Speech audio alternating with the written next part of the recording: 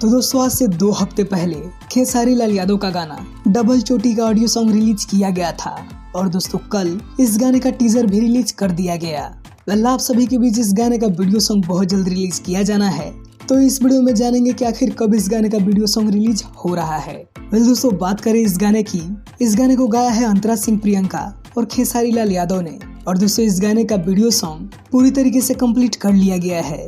दोस्तों इस गाने का वीडियो सॉन्ग बहुत ही बेहतरीन होने वाला है, जो कि आप सभी को बहुत पसंद आएगा।